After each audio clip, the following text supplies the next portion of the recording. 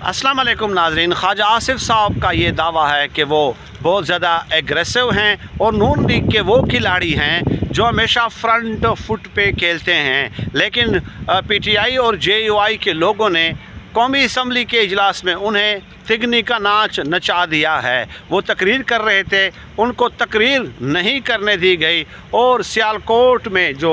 वो मशहूर हैं कि रंगबाज के नाम से, तो उस तरह के नारे कसे गए और उसके बाद तहरीक इंसाफ के लोगों ने स्पीकर की डाइस के सामने धरना दिया, एहतजाज किया, वाकआउट किया और आज़म नज़ीर तारड़ ने आकर ख्वाजा आसिफ के कान में कहा कि अपोजिशन को तुन के रखो, लेकिन उन्होंने तुन के क्या रखना था,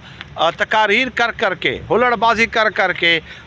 पीटीआई के लोगों ने ख्वाजा आसिफ साहब को एक लफ्ज़ तक अदा नहीं करने दिया। खिलाड़ियों के हाथ वो चढ़ गए थे और उनकी बोलती जो है वो मुकम्मल तौर पे बंद हो गई थी।